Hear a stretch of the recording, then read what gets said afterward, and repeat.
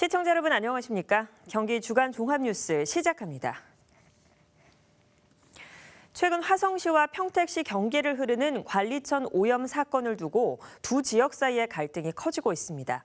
화성시에 있는 창고 화재로 유출된 화학물질이 평택의 하천을 오염시키면서 문제가 시작됐는데요. 사고가 발생한 지 한 달 가까이 지나고 있지만 아직 상황은 수습되지도 않고 있습니다. 관련해서 이번 환경오염 사건의 자세한 경위와 피해 상황, 복구 문제까지 자세히 들여다보겠습니다. 먼저 유해 화학물질이 어떻게 유출됐고 어떻게 하천까지 흘러 들어가게 됐는지 추적했습니다. 임세혁 기자가 보도합니다.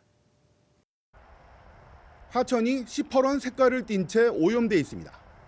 물고기들은 떼지어 죽어버렸습니다. 어떻게 된 일일까? 사태의 시작은 3주 전으로 거슬러 올라갑니다.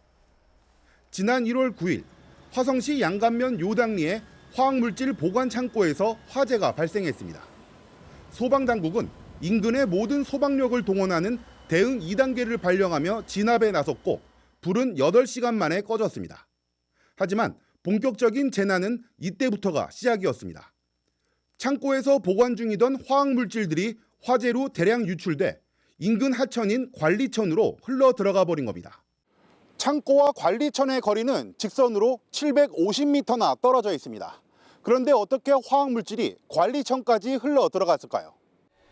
바로 화재가 난 창고 바로 앞에 위치한 우수관로 맨홀 때문이었습니다. 하천이 저쪽에 있잖아요. 아니 여기 근처에 아무것도 없는데 어떻게 절로 가요 그게? 이 하수가 그쪽으로 다 나가게 돼 있어요. 하수가? 예. 맨홀 구멍으로 유입된 화학물질들은 지하에 매설된 우수관로를 타고 약 250m를 이동했습니다. 그리고 인근의 모든 빗물이 모이는 저류지로 배출됐습니다. 이어서 화학물질이 섞인 오염수는 저류지와 연결된 실개천을 통해 관리천으로 빠져나가게 됐고 그대로 하류로 흘러내려간 겁니다.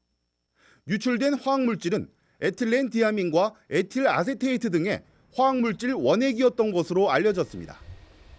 오염된 하천 구간은 총 8.5km로 평택시는 그나마 국가하천인 진이천까지 흘러가지 않은 것이 불행 중 다행이라고 밝히고 있습니다. 화학물질 유출 소식을 듣자마자 곧바로 대응에 나섰는데 관리천의 수량이 적어 흐르는 속도도 느렸던 덕에 오염수가 진이천까지 오기 전에 방제뚝을 설치해 막을 수가 있었다는 설명입니다.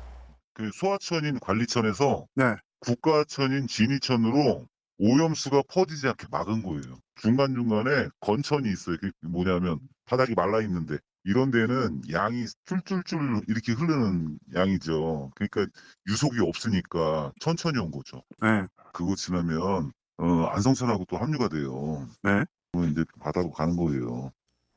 현재 화성시와 평택시는 구간별로 총 18개의 방제뚝 설치를 마친 상태입니다.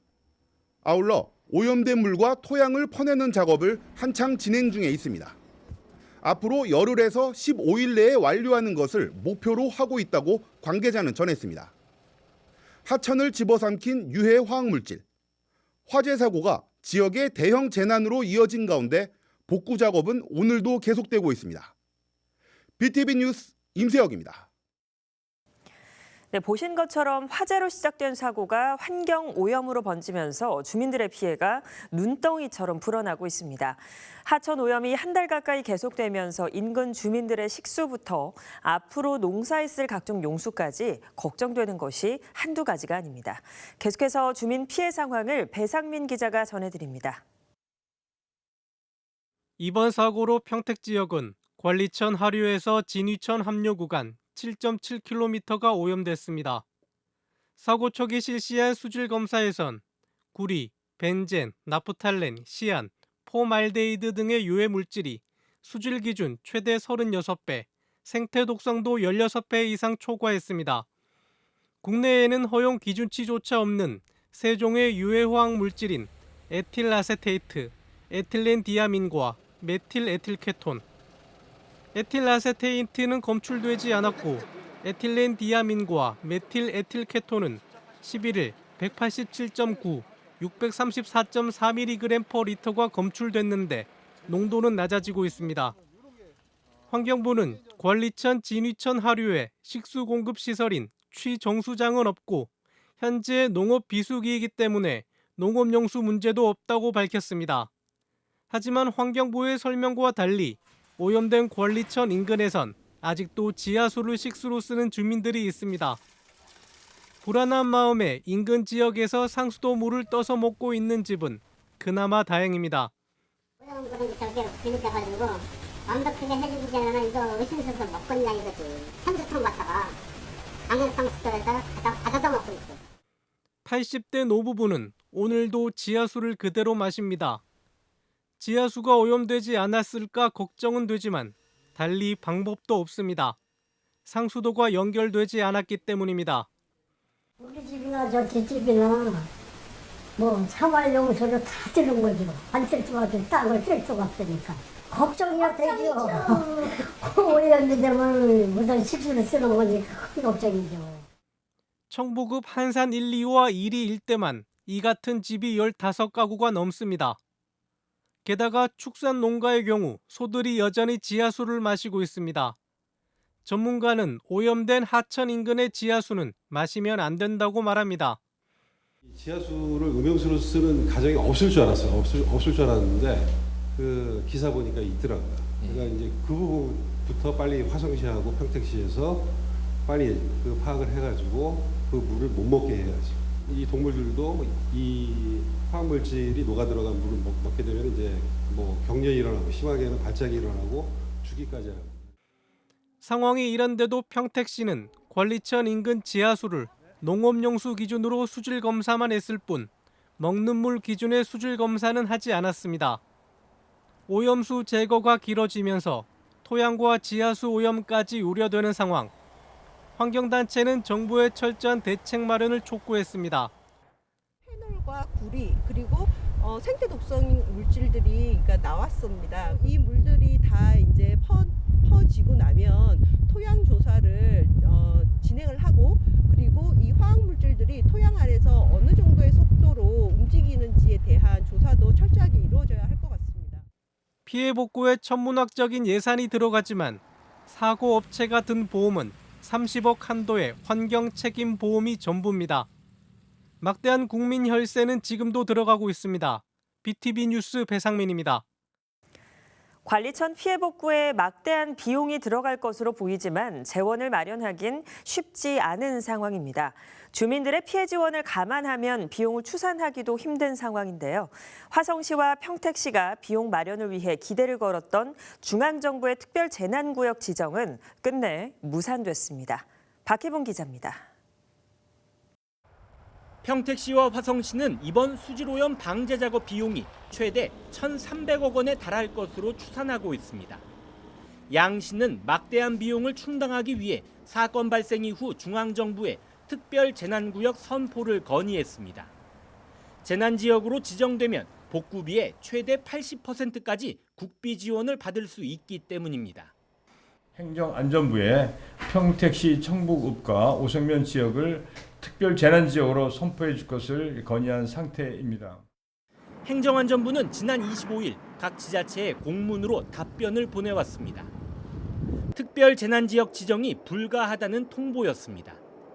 이번 사고가 국가 차원의 긴급 수습 및 지원이 필요한 재난이라고 보긴 어렵다는 의견입니다. 다만 특별교부세 30억 원을 지원했습니다.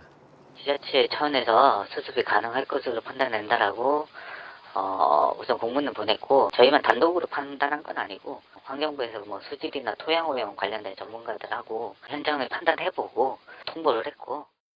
경기도는 앞서 지난 18일 재난관리기금 30억 원을 응급 복구비로 긴급 지원해 평택과 화성시는 정부 지원금까지 총 60억 원을 지원받았습니다. 하지만 전체 복구 비용으로 추산한 평택시 1,000억 원, 화성시 300억 원에 비하면 턱없이 모자란 실정. 경기도는 특별재난지역 선포에 대한 재검토 요청과 함께 다른 지원 방안을 찾는 데 고심하고 있는 것으로 알려졌습니다. 다른 지원 방안이 없는지 또 그 특별재난지역 선포에 대한 재검토할 여지가 없는지 다시 살펴보려고요. 워낙 환경부 쪽에 뭐 관련된 예산이 없더라고요. 중앙부처에 있는 걸 한번 좀 확인해보고 있는데 딱히 특별재난지역 선포가 되지 않는 한. 현재 평택시는 재난지역 선포가 무산된 것과는 별개로 오염수 정화를 위해 활성탄 흡착기를 사용하기로 결정했습니다.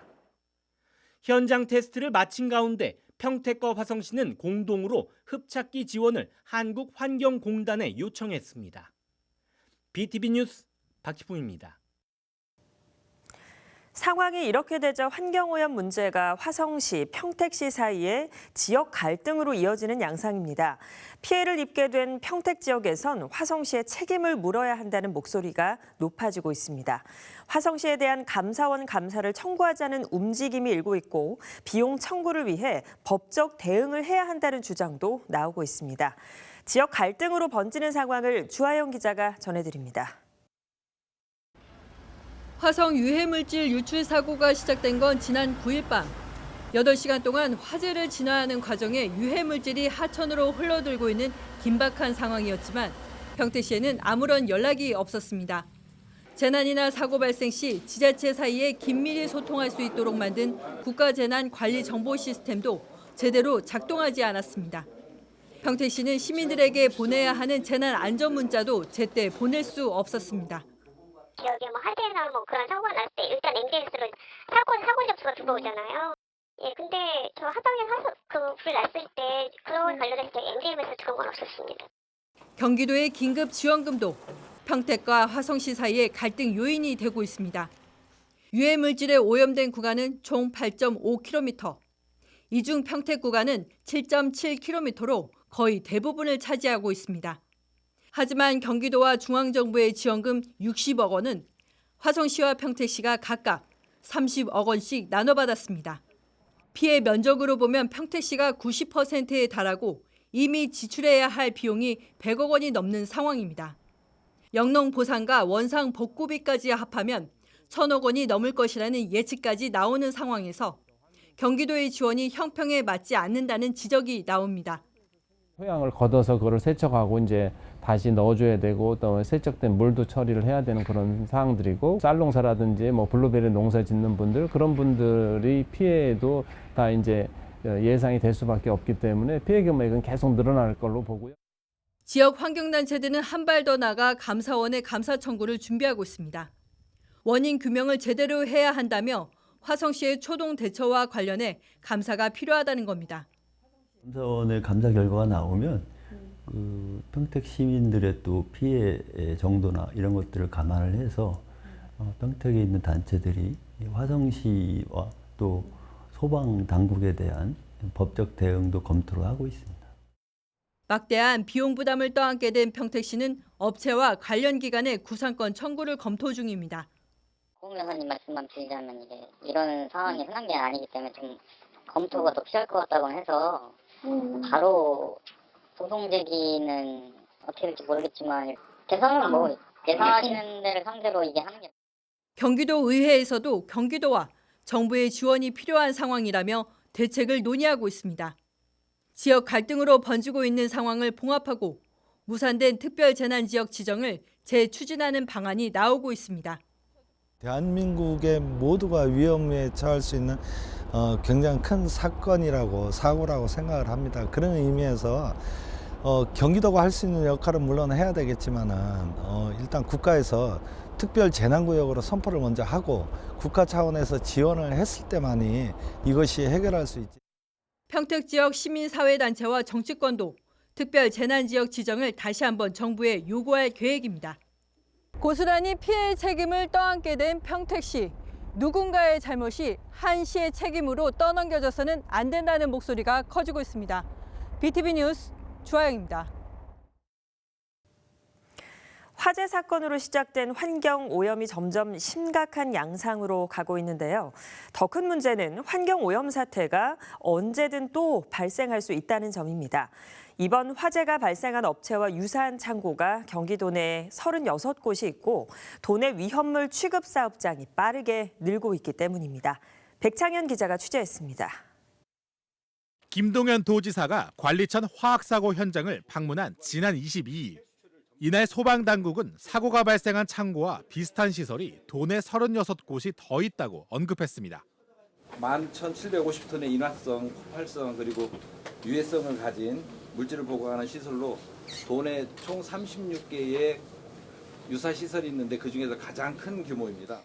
화재가 발생할 경우 비슷한 피해가 생길 수 있는 곳이 36곳이 더 있는 겁니다. 관련 통계를 보면 도내 화학물질 보관업체는 계속 늘어날 것으로 보입니다.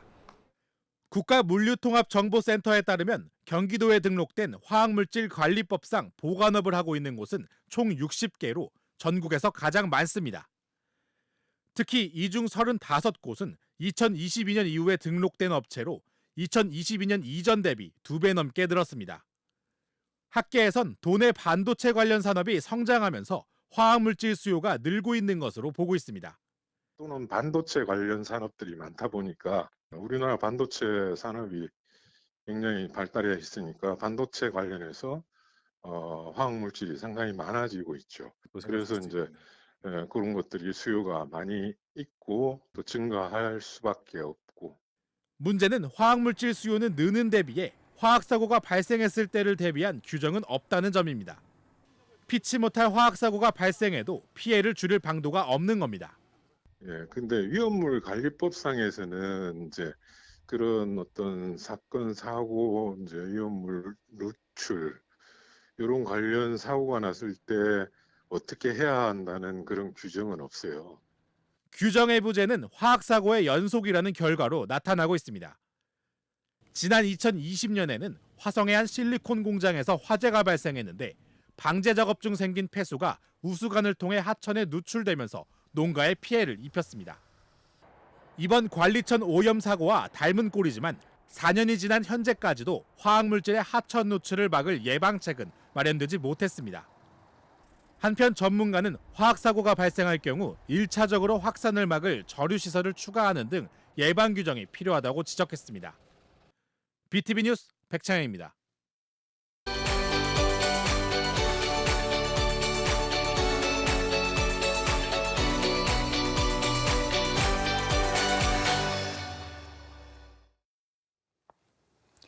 민주주의의 꽃이라 불리는 선거, 대한민국 국회의원 300명을 선출하는 제22대 총선이 다가오는 4월 10일에 치러집니다. 오늘은 우리 선거의 역사와 함께 우리 국민, 유권자들이 그동안 얼마나 투표에 참여했는지 자세히 알아보는 시간 가져보도록 하겠습니다. 대한민국 총선의 시작은 1948년으로 거슬러 올라갑니다. 해방 후 처음 치러진 재헌 국회의원 선거였습니다. 당시 의원 수는 200명, 투표율은 무려 95.5%로 총선 역사상 최고 투표율을 기록한 선거이기도 했습니다. 그리고 6.25 전쟁과 4.19 혁명을 거쳐 1960년 제5대 총선이 치러집니다. 개정된 헌법에 따라 양원제가 실시됐고 투표율은 84.3%. 여전히 많은 유권자들이 투표에 참여했지만 이듬해 5.16 군사정변으로 국회의원 임기를 채우지 못하고 다음 선거로 넘어갑니다. 헌정 사상 최초로 전국구 비례대표제가 도입된 6대 총선입니다. 의원 정수는 175명으로 대폭 줄었고 투표율은 72.1%, 이전 총선보다 12% 넘게 투표율이 급락했습니다.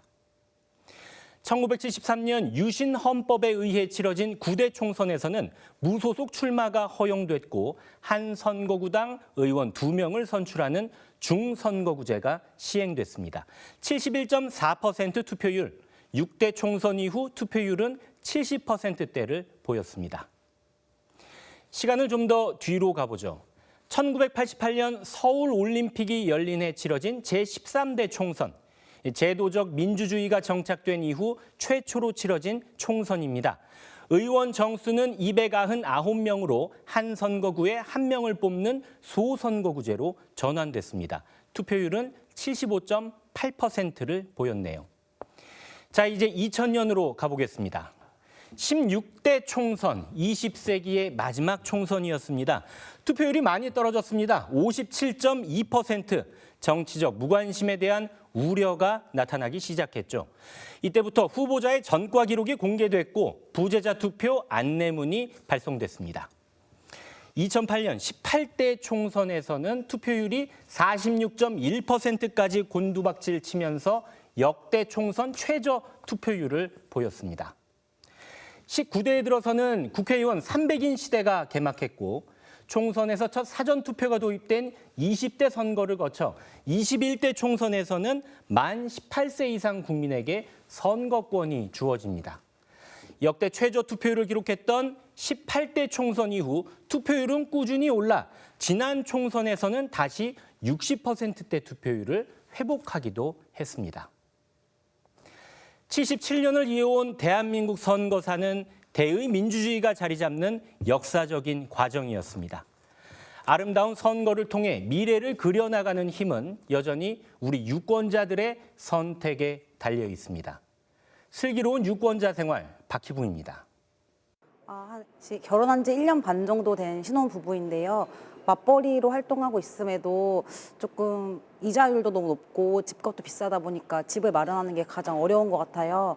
그래서 좀 집값이나 이자율을 낮춰주시는 그런 부분을 좀 신경 써주셨으면 좋겠고, 유연하게 육아휴직을 사용할 수 있고 남녀노소 누구나 육아휴직을 쓸 수 있게 해주는 그런 근무 분위기가 조성될 수 있는 그런 법안이 마련됐으면 좋겠고, 앞으로 출산 계획도 있는데 그 혼자 버는 돈으로 저희 모든 가족이 풍요롭게 살기는 좀 어려운 것 같아요. 그래서 저희 신혼부부 그리고 아이를 가진 이게 부모들이 복지 혜택을 많이 누릴 수 있도록 그런 복지 시스템이 조금 더 개발됐으면 좋겠습니다. 네, 이상으로 경기 주간 종합 뉴스를 모두 마칩니다. 시청해주신 여러분 고맙습니다.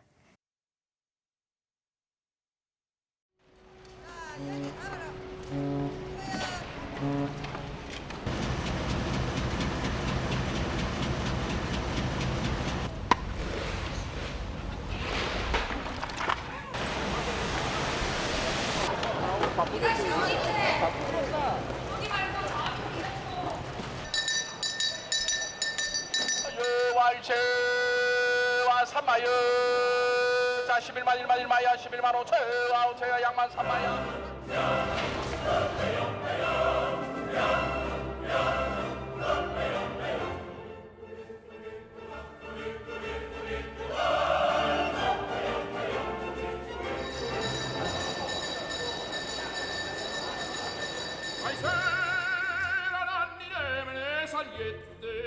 tu saiano agosto cuore ingrato più dispiette far me non può